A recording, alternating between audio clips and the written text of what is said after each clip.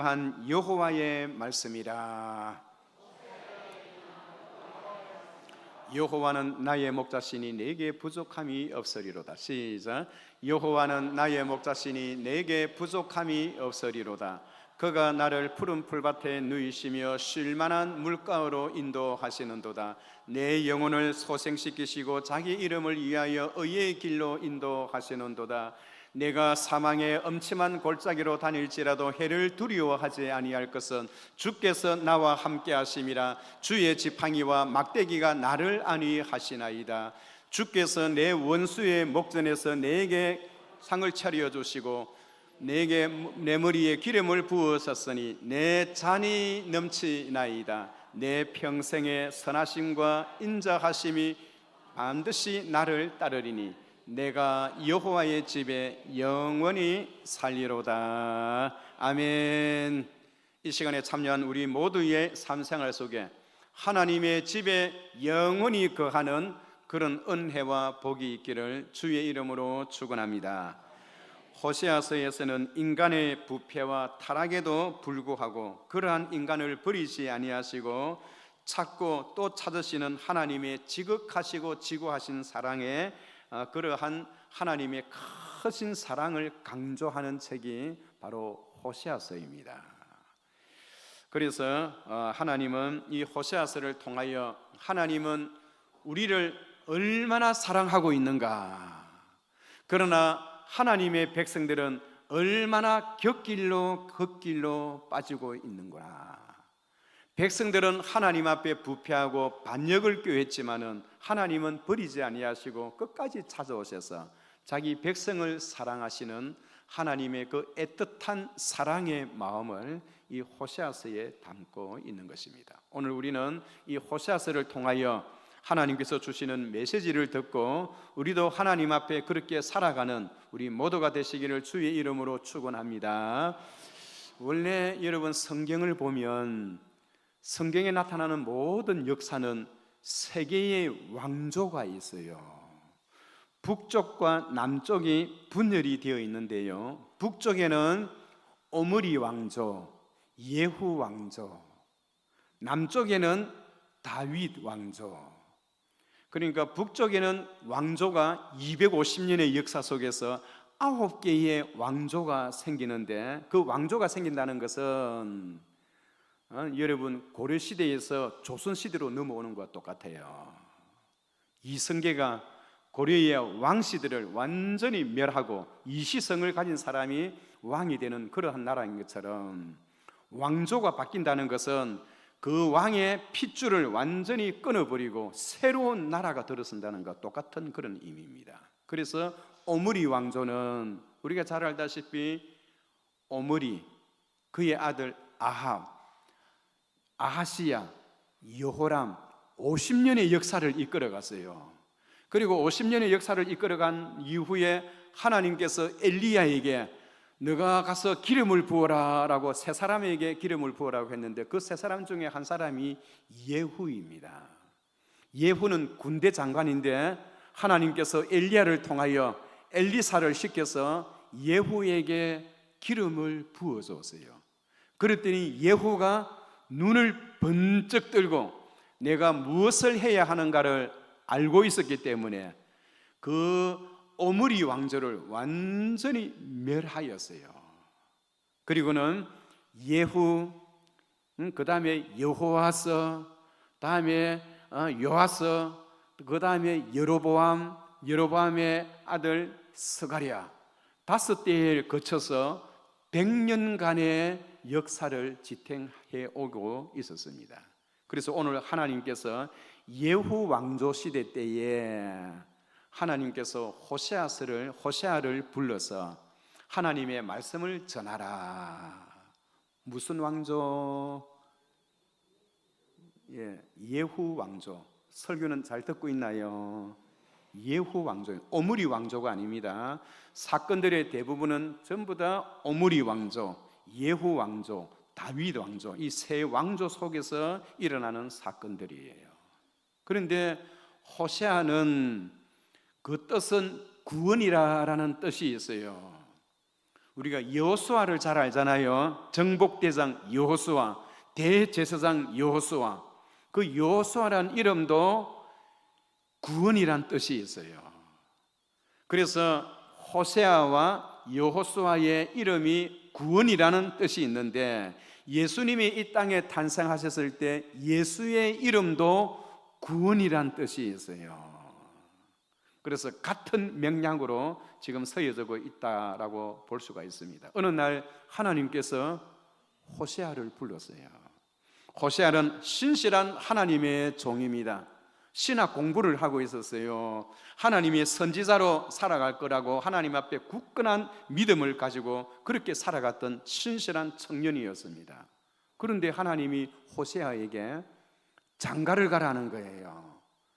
장가를 가는데 하나님이 누구를 그렇게 그에게 소개를 시켜줬느냐 하니까, 여기 보면 드발라임의 딸 고멜이라고 하였어요. 이 고멜이라는 사람은 무엇하는 사람이냐 하니까 프라스튜트, 영어로 말씀드리면 프라스튜트예요. 프라스튜트는 창녀라는 말입니다. 그 북쪽 이스라엘에 살아가는 사람들 가운데 이 고멜을 모르는 사람이 없을 정도로 자기 몸을 팔면서 살아가는 이 고멜을 하나님께서 그에게 장가들라고 이야기를 하는 거예요. 원래 성경에는 하나님과 자기 백성과의 관계를 왕과 백성의 관계로 표현할 때가 있고, 목자와 양떼의 관계로 표현할 때가 있고, 포도나무와 가지에 해당하는 그런 관계를 표현할 때가 있는데, 호세아서에는 하나님과 자기 백성과의 관계를 남편과 아내와의 관계로 그렇게 설명하고 있는 거예요. 그런데 자기 아내는 모든 남성들이 다 알고 있는 타락한 여자, 음란한 여자, 자기 몸을 팔면서 생활을 이어나가는 그러한 기생이었어요. 그러한 창녀였어요. 그런데 하나님이 그에게 장가들어서 자식을 낳으라 하는 것입니다. 아마 호세아는 깊은 고민에 빠졌을 것입니다. 여러분, 목사가 결혼을 하는데, 장가를 가는데 이렇게 자기 아내가 좀 신실해야 되잖아요. 목회를 하려고 하면. 그런데 창녀를 하나님께서 중매를 시켜주는 거예요. 창녀를 데려다가 자기 아내로 삼으니, 그러나 여러분, 여성이 그 면사포를 쓸 때에 과거의 행적은 보지를 않아요. 과거에는 어떻게 살았다 한다 하더라도 이제 이 남자에게 열심히 헌신을 하고 아름다운 정을 나누고 또 자식을 낳고 그렇게 산다라는 그런 의미에서 면사포를 써요. 결혼한 남자가 그 아내에게 과거의 일을, 결혼하기 전의 일을 끄집어내어서 문제를 삼고 하는 것은 소인배들이 하는 짓이에요. 그런데 이 고멜이 그런 생활을 해서 드디어 자식을 낳았어요. 그런데 하나님께서 그 자식의 이름을 하나님이 정해 주시는 거예요. 그 자식의 이름이 이스르엘이라 하라. 여러분, 왜 제가 이런 말씀을 드리냐 하니까, 이스르엘이라는 것은 오므리 왕조의 아합입니다. 아합에게는 자식들이 70명이 있어요. 70명. 야, 얼마나 많습니까? 당나라의 현종도 자식이 70명이에요. 자식들이 70명이나 되었어요. 그런데 하나님께서 예후에게 기름을 부어주심으로 인하여 예후가 그 아합의 모든 자식과 그 왕족들을 한 자리로 이끌어왔던 곳이 이스르엘이라는 장소입니다. 골짜기예요. 거기서 예후는 군사들을 매복시켜 놨다가 왕족들이 오는 그것을 기회로 삼아서 그 이스라엘이라는 그 골짜기에서 아합의 시대를 완전히 다 몰살시켜 버렸다는 겁니다. 그런데 지금 하나님께서 호세아에게 너가 아들을 낳았으니 그 아들의 이름을 이스라엘이라 하라, 그렇게 이름까지 주어졌어요. 이스라엘이란 이름은 흩어버리겠다, 멸망시켜버리겠다, 뿌리채 뽑아버리겠다라는 그런 뜻이 이스르엘이라는 이름이에요. 여러분, 이스라엘은 무엇입니까? 야곱이 하나님과 싸워서 겨누어 이겼다, 하나님께서 불러들이신다, 하나님이 축복하신다, 하나님께서 모으신다라는 그런 뜻이 이스라엘이라 하면, 이스라엘은 내가 흩어버리겠다, 뽑아버리겠다, 멸망시켜버리겠다는 그런 뜻이에요. 그것은 하나님께서 앞으로 이스라엘을 그렇게 흩어버리고 멸망시키겠다는 하나님의 준엄한 경고의 메시지가 호세아의 아들에게 나와 있는 거예요. 그러다가 젖을 때쯤 되어서 두 번째 딸을 낳았어요. 딸의 이름도 하나님께서 직접 지어주었습니다. 그 딸의 이름을 로루하마라 하라. 히브리어로 로루하마라는 것은, 로라는 것은 영어로 아니다, 노라는 낫이라는 뜻이에요. 루하마라는 것은 불쌍히 여긴다는 거예요. 하나님께서 자기 백성들을 불쌍히 여기지 않겠다는 겁니다. 그만큼 이스라엘 사회와 국가가 타락하고 부패한 가운데 하나님께서 이들을 흩어버리겠다, 적군으로 하여금 문을 열어서 들어오게 하고 이 백성들을 잡아서 다 세상 나라에 뿌려버리겠다, 하나님께서 경고하고 계신 거예요. 그러면서 하나님은 딸을 낳았을 때 내가 다시는 이 백성을 긍휼히 여기지 않겠다는 거예요. 그러다가 세 번째 또 아들을 낳았어요. 세 번째 아들도 오늘 9절에 보니까 하나님께서 그 이름을 로암미라 하라라고 했어요. 로라는 말은 아니다라는 뜻이고, 암미라는 말은 내 백성이라는 뜻이에요. 그래서 하나님께서 이스라엘을 너희는 더 이상 내 백성이 아니다, 다시 말해서 하나님이 이스라엘 백성을 보고 내 백성이 아니라고 하는 것은 남편과 아내의 관계 속에서 하나님께서 이혼장을 날리더니 이혼을 선언했다는 것입니다. 더 이상 이 백성을 내가 긍휼히 여기지 않고 이 백성은 더 이상 내 백성이 아니며 그들을 세상 땅끝까지 흩어버리겠다는 거예요.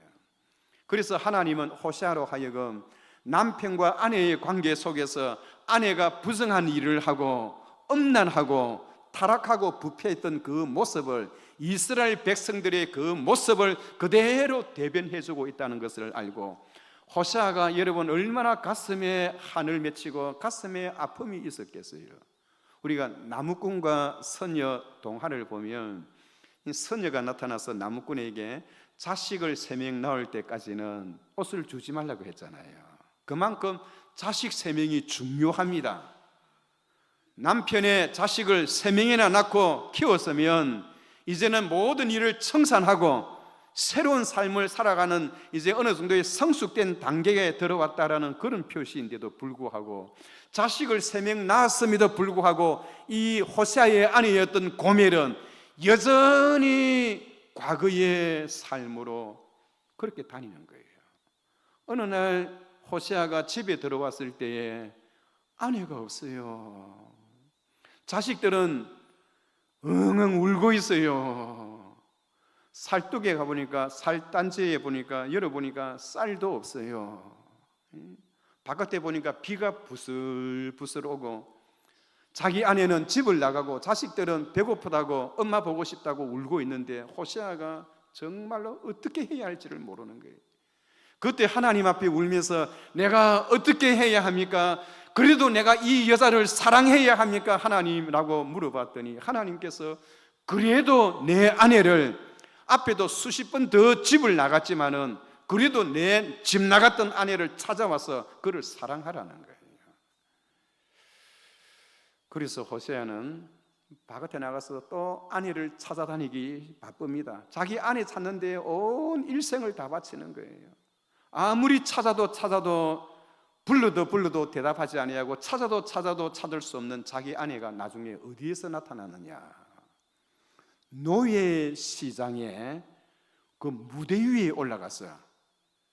무대 위에서 노예로 팔려가고 있는 거예요. 그래서 호세아는 하나님께 기도합니다. 하나님, 제가 어떻게 해야 합니까? 그래도 너가 돈을 가져다가 내 아내의 몸값을 주고 그를 사서 내 집으로 데려가서 그를 여전히 사랑하라는 겁니다. 여러분, 집에 쌀떡도 쌀이 다 떨어졌는데 무슨 돈이 있겠어요? 그래서 그가 끌어모으고 빌린 것이 오늘날 쉽게 이야기한다면 은 30냥에 해당하는 현대 돈으로 말한다면 한 3천만 원 정도 됩니다. 그 돈을 빌리고 구하고 끌어모아서 드디어 그 돈을 주고 그 아내를 집으로 데리고 왔어요. 그리고는 호세아가 그 아내에게 이야기를 합니다. 눈물을 흘리면서 이야기를 합니다.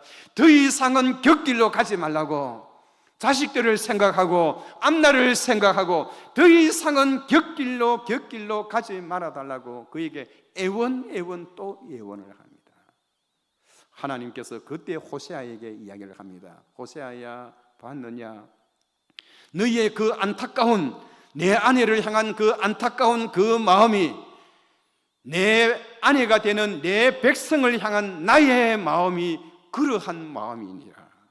그럼에도 불구하고 내가 내 아내를 돈 주고 데리고 와서 다시 사랑하는 것처럼, 사랑해라고 했던 것처럼 나는 내 백성을 버릴 수가 없어서 내 백성을 다시 사랑할 수밖에 없노라. 그러면서 은 30냥이 중요하거든요. 이 은 30냥은 신약 시대로 돌아오면 예수님이, 가룟 유다가 예수님의 몸값으로 받았던 돈이 은 30냥이었어요.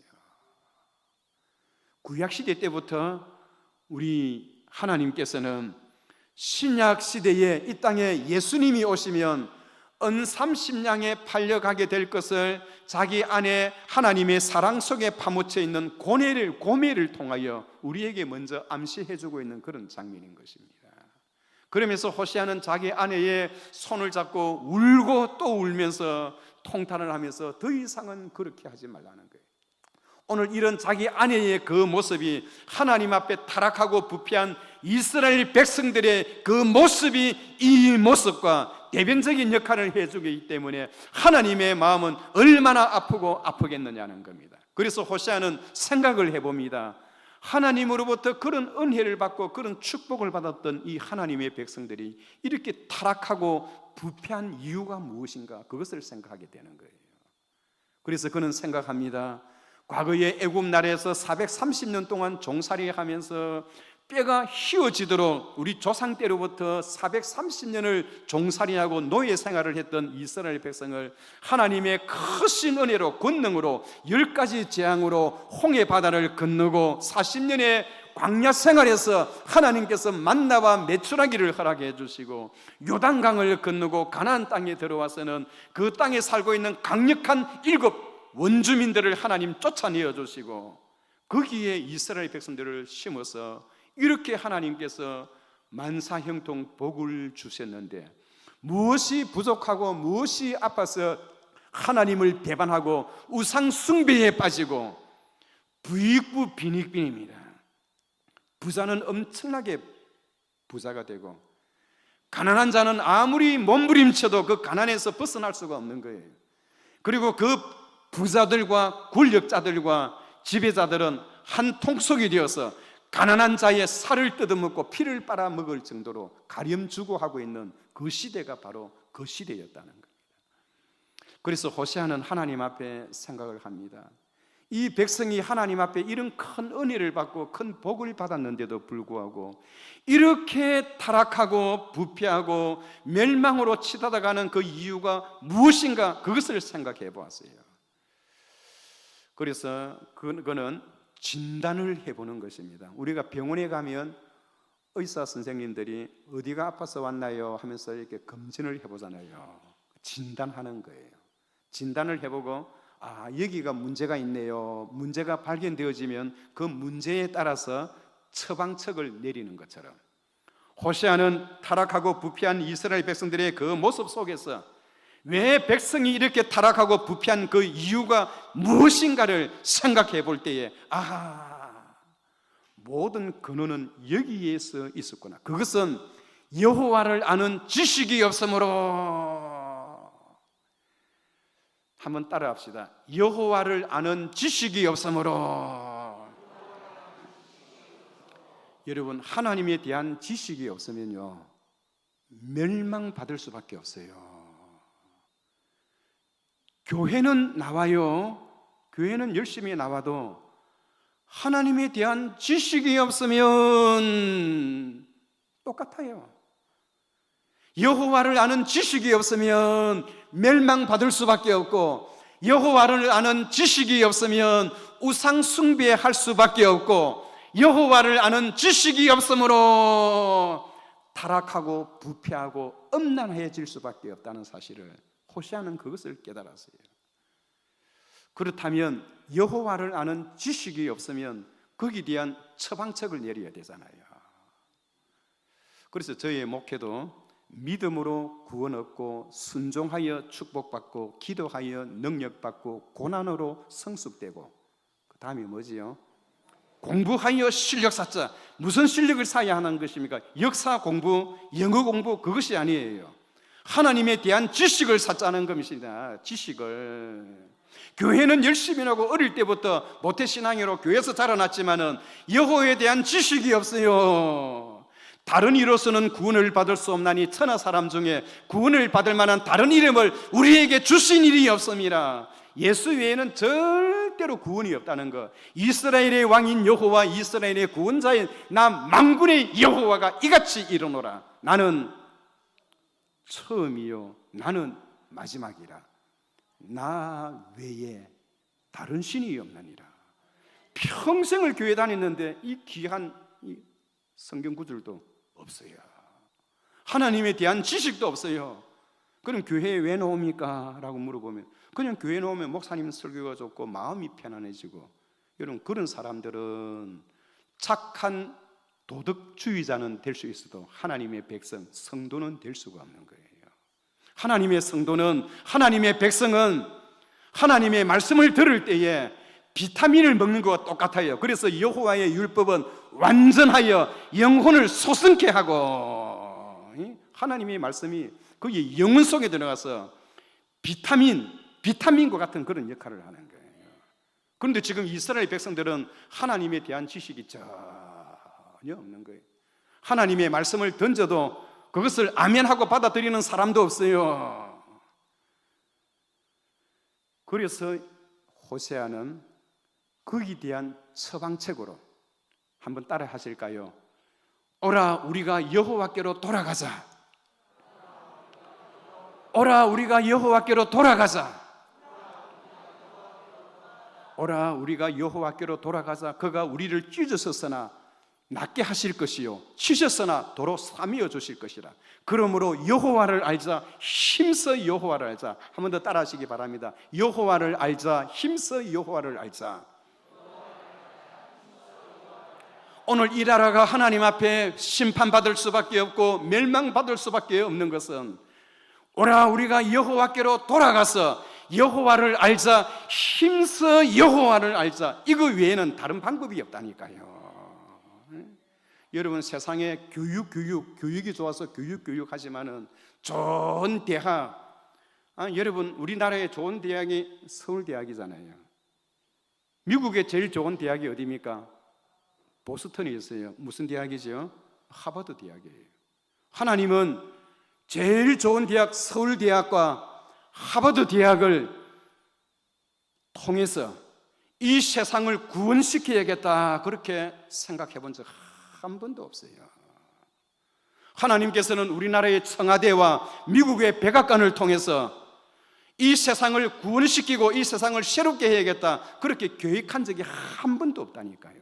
그러나 우리 하나님은 서울대학과 하버드 대학에서도 생각하지 못했던 것, 청와대와 백악관에서도 생각해 보지 못했던 것, 우리 남부산 교회를 통해서 이 세상을 새롭게 하고 이 세상을 구원시켜야겠다는 놀라운 계획을 가지고 있다는 사실을 믿으시는 분들은 크게 아멘 하시기 바랍니다.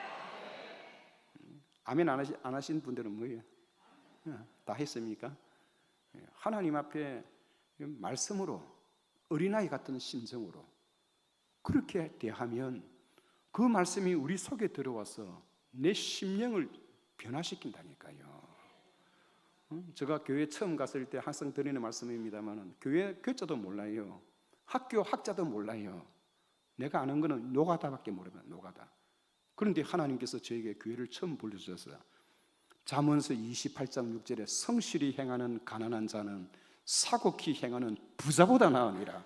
내 가슴에 내 마음을 한번 하나님이 딱 찔러주시는데 내 눈이 번쩍 뜨였어요. 야, 인생에 살아가는 삶의 모습이 여기에 있구나. 하나님의 말씀이 있구나. 한 번 더 따라할 거예요. 여호와를 알자. 힘써 여호와를 알자. 그래서 오라 우리가 여호와께로 돌아가자. 그가 우리를 찢었으나 우리를 낫게 하실 것이요 그가 우리를 찢었으나 도로 사미어 주실 것이라. 그러므로 여호와를 알자. 힘써 여호와를 알자. 그가 나오시면 새벽빛같이 일정하니 비와 같이 땅을 적시는 늦은 비와 같이 우리에게 임하시리라. 그러므로 에브라임아 내가 어떻게 하랴. 유다야 내가 어떻게 하랴. 너희 인애가 아침 구름이나 쉬 없어지는 이슬과 같도다. 나는 인애를 원하고 제사를 원치 아니하며 번제보다 하나님 알기를 원하노라. 우리 하나님께서 호세아를 통하여 나는 번제보다 하나님을 알기를 원하노라. 나는 인애를 원하고 번제보다 하나님 알기를 원하노라. 이 백성이 타락하고 부패하고 심판받을 수밖에 없는 그 이유는 하나님에 대한 지식이 없으므로 하나님께서 그렇게 하셨다는 걸 알았어요. 그래서 여호와를 알자. 힘써 여호와를 알자. 이것은 그 당시에 지금으로부터 2700년 전에 있었던 호세아가 살았던 그 시대뿐만 아니라 오고 오는 모든 세대 속에 하나님 앞에 심판받을 수밖에 없었던 그 이유는 여호와를 알자. 힘써 여호와를 알자는 그 말씀에 대해서 여호와를 아는 데에 관심이 없으므로 성경 공부하는데 여러분 왜 참석을 안 하세요? 교회 예배 시간이 되었는데 왜 예배 시간에 참석 안 하고 찻집에 가서 차를 마시고 있어요? 여호와를 알자. 어떻게 알자? 힘써 여호와를 알자. 그것만이 이 나라와 이 민족에 살 수 있는 유일한 길인 것입니다. 정치를 잘한다고 해서 공부를 열심히 한다고 해서 나라가 살아가는 것이 아니에요. 하나님을 떠난 백성들은 하나님 앞에 돌아와서 하나님에 대해서 공부를 하고 하나님의 말씀을 통하여 새로워질 때에 나라가 새로워지고 지정의적인 정확한 그런 공부를 하게 되어 있는 거예요. 이 부분이 제대로 되어 있지 않으면 똑똑한 사람들은 공부를 많이 한 사람들은 공부를 많이 하고 똑똑한 그것 때문에 사람들에게 가슴에 피멍을 들게 하는 그런 경우가 얼마나 많이 있나요? 여러분 하나님이 우리를 사랑하시는데 어떻게 사랑하시나요? 하나님이 우리를 사랑하시는 그 사랑은 무조건적인 사랑이에요. 조건이 없습니다. 호세아로 하여금 그 아내를 다시 데려오라고 하는 것은 하나님이 자기 백성들을 얼마나 사랑하고 있는가 조건 없는 무조건적인 사랑인 것입니다. 하나님이 우리를 사랑하시는 그 사랑은 변함이 없는 사랑이에요. 사람의 사랑은 아침 다르고 저녁 다르고 화장실 들어갈 때와 나올 때가 다릅니다. 사람이 사람을 사랑할 때에는 딱 조건적이에요. 부모가 자식을 교육시키는데 그러잖아요. 조건적으로 저 아이하고 가까이 하면 너도 좋아지겠구나. 그래서 그러나 우리 하나님은 그것이 아닙니다. 변하지 않는 사랑, 무조건적인 사랑, 하나님의 주권적인 희생적인 사랑, 그리고 무엇보다도 그럼에도 불구하고의 사랑이에요. 백성들은 끊임없이 하나님의 곁을 지나가고 하나님 앞에 반역했지만은 그럼에도 불구하고 하나님은 우리를 불러서 자기 사랑하는 아들 독생자 예수 그리스도를 보내어서 십자가에 못 박혀 죽게 만드는 그럼에도 불구하고의 사랑이에요. 이스라엘이 하나님 앞에 심판받을 수밖에 없는 이유가 무엇인가요?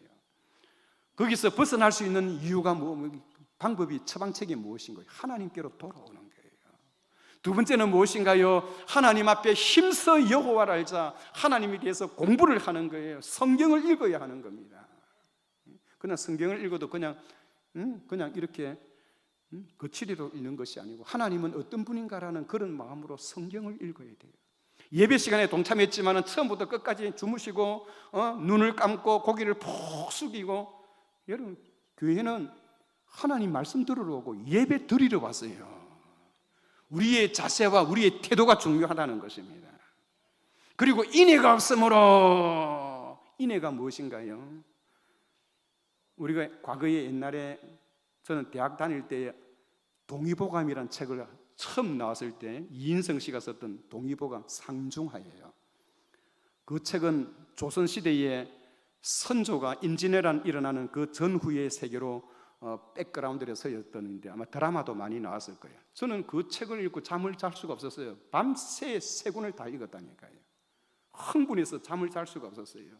스승이었던 유이태 선생이 그 아들 유도지를 마구 야단치시는 거예요. 유도지는 야망과 자기 앞날에 비전이 강해서 욕심을 내고 궁중에 들어가서 임금을 치유하는 그런 의가 되기를 원했습니다. 그런데 아버지는 그 아들을 마땅히 여기지를 않는 거예요. 그러면 그 대신에 허준을 아버지가 높이는 거예요.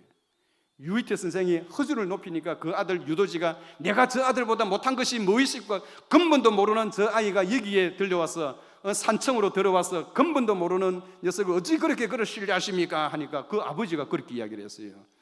너는 의술이 뛰어났는가는 몰라도 내게 부족한 것이 하나가 있어. 그것은 의원으로서, 의사로서 병자들을 불쌍히 여기고 긍휼히 여기는 마음이 없는 거야. 그것이 없으므로 너는 무엇을 하더라도 허준을 따라잡지를 못한다는 겁니다. 여러분, 그래서 보면 문둥병자도 치료해주고 사람 취급도 받지 못하는 백정의 집에 가서 그 백정이 몸에 종기가 나서 썩어서 죽는데 입으로 그 백정의 허리에 그 입을 대서 빨아내는 독을 빨아내는 그 모습을 드라마에도 아마 나왔던 것 같아요. 사람이 사람을 긍휼히 여길 줄 알고 불쌍히 여길 줄 알아야 돼요. 목사가 성도들을 대할 때 긍휼과 불쌍히 여기는 그런 마음이 있어야 하듯이 또 정치가는 백성들을 볼 때에 그러한 마음이 있어야 하듯이 그리고 이 사회 속에 흐르는 우리 모두의 삶생활 속에 사람이 사람을 볼 때 불쌍히 여기고 긍휼히 여기는 그런 마음이 있을 때에 하나님이 기뻐하시고 즐거워하신다는 거예요. 그런데 지금 이스라엘 사회는 불쌍히 여기고 긍휼히 여기는 마음은 전혀 없을 뿐만 아니라 가진 자는 가지지 못한 자를 그리고 위에 있는 힘 있는 자는 힘 없는 자를 벌레 보듯이 그렇게 취급을 하고 있다는 거예요. 사랑하는 성도 여러분, 오늘 하나님께서는 오늘 우리들을 향하여 하나님이 우리를 사랑하는 하나님의 그 사랑이 얼마나 큰가 그것을 우리에게 보여줍니다. 하나님의 사랑은 어떻습니까? 무조건적인 사랑이에요. 주권적인 사랑이에요. 변하지 않는 사랑입니다. 하나님의 사랑은 무엇보다도 희생적인 사랑이에요. 그 희생적이고 절대적인 그 하나님의 사랑이 오늘 저와 여러분들의 삶 생활 속에서 임하여서 우리가 여호와를 알자, 힘써 여호와를 알자, 이것만이 우리가 하나님 앞에 새로워지는 그러한 계기가 되어서 하나님을 알아가는 데 최선을 다하는 우리 모두가 되시기를 주의 이름으로 축원합니다.